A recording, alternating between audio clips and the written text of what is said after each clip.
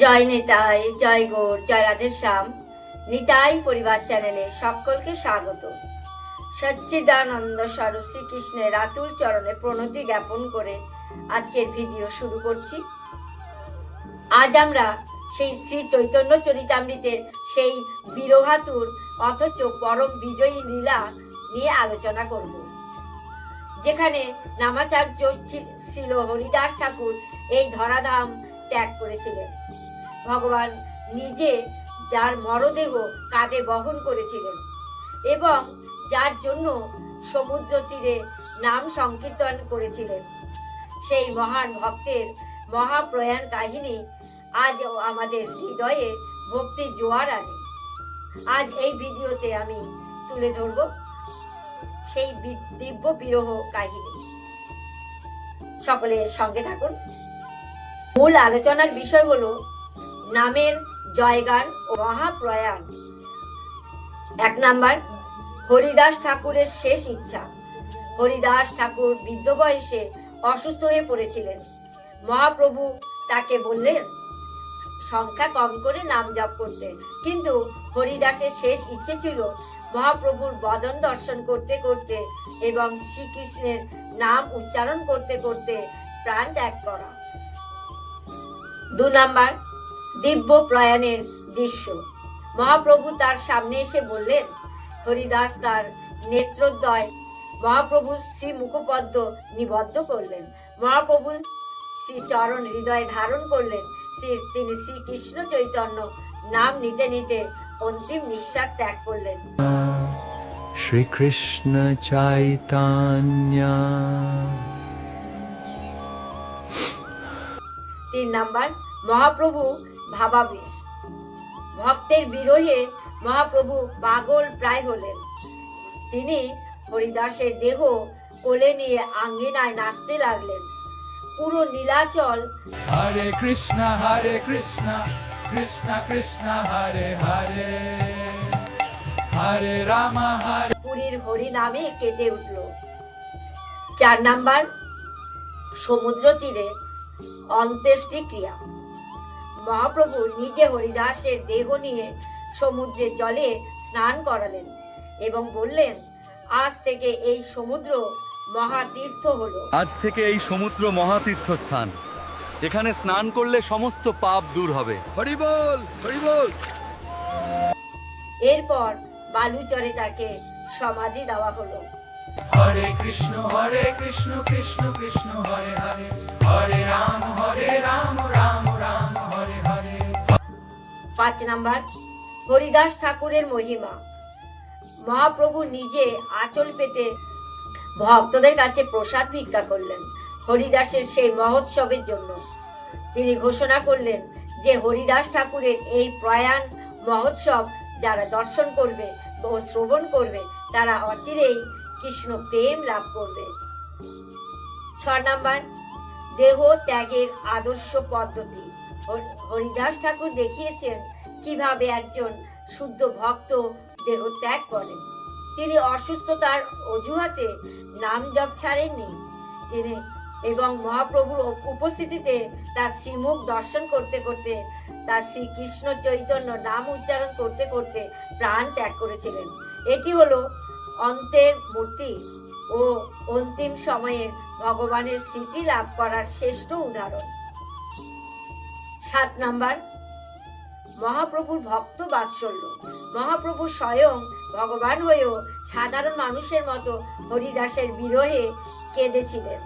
তিনি নিজ হাতে হরিদাসের দেহ বহন করে সমুদ্রের তীরে নিয়ে গিয়েছিলেন এবং নিজের সন্ন্যাস বসন দিয়ে তার দেহ ঢেকে দিয়েছিলেন। এটি প্রমাণ করে যে ভগবান তার শুদ্ধ ভক্তের কাছে ঋণী থাকেন এবং ভক্তের সম্মান রক্ষা করার জন্য তিনি সব কিছু করতে পারেন।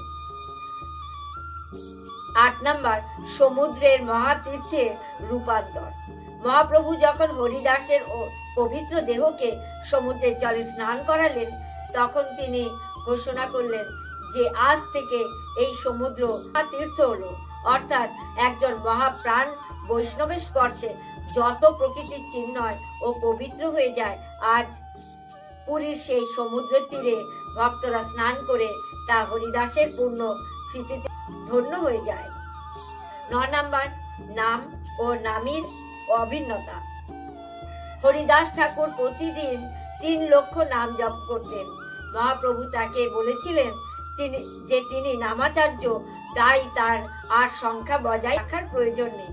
কিন্তু হরিদাস শিখিয়েছেন যে যতদিন সে ততদিন নামের সেবা করা উচিত।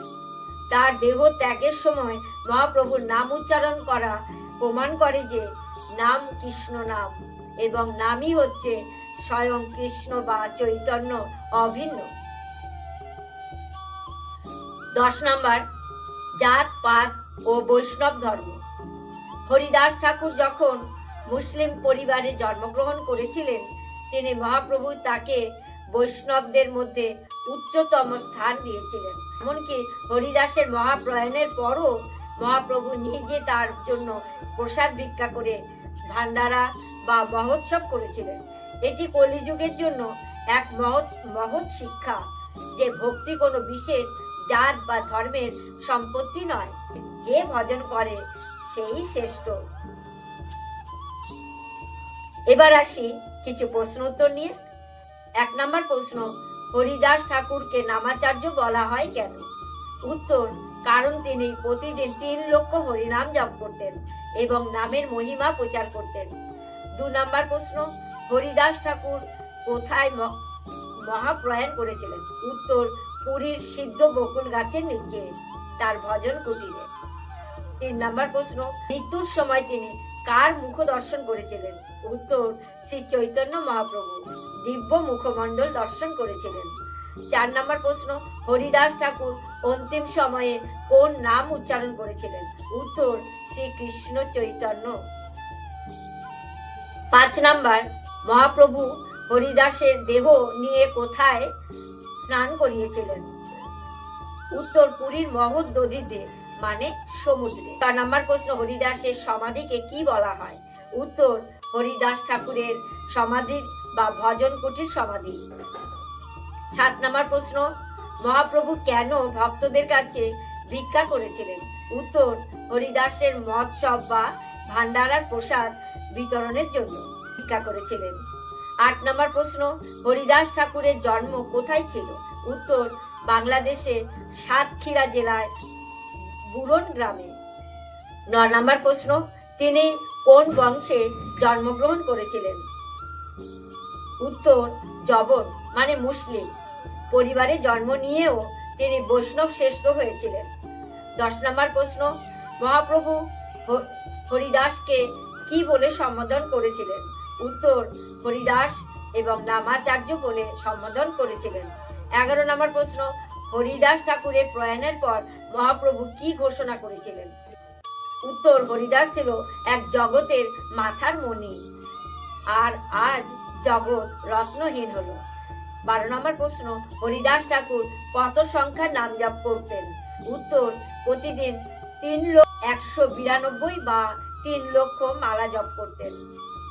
13 নম্বর প্রশ্ন, এই লীলা থেকে আমরা কি শিখি?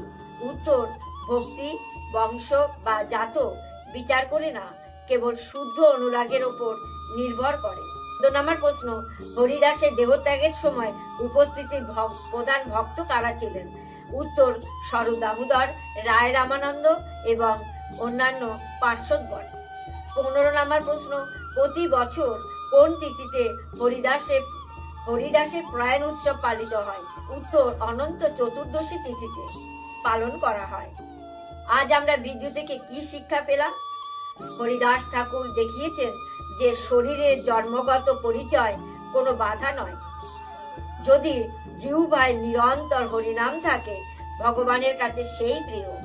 যে তার নামকে ভালোবাসে, মৃত্যুর সময়ও যেন আমাদের মন ভগবানের শ্রীচরণে নিবদ্ধ থাকে। এটাই আমাদের জীবনের শ্রেষ্ঠ প্রার্থনা হওয়া উচিত। সকলে দুহাত তুলে বলুন, নিতাই গৌর প্রেমানন্দে হরি হরি বল। যদি আমার ভিডিওটি ভালো লেগে থাকে, লাইক শেয়ার সাবস্ক্রাইব অবশ্যই করবেন। আর এতগুলো প্রশ্নের মধ্যে কোন প্রশ্নটি আপনাদের সব থেকে ভালো লেগেছে কমেন্ট বক্সে লিখে জানাবেন। আর আপনাদের যদি কোনো প্রশ্ন থেকে থাকে কমেন্ট বক্সে লিখে দেবেন, ভিডিওর মাধ্যমে আমি উত্তর দেওয়ার চেষ্টা করব। আর আজকের মতো এখানেই বিশ্রাম দিলাম, আগামীকাল আসছে আরেকটি ভিডিও নিয়ে। টাটা।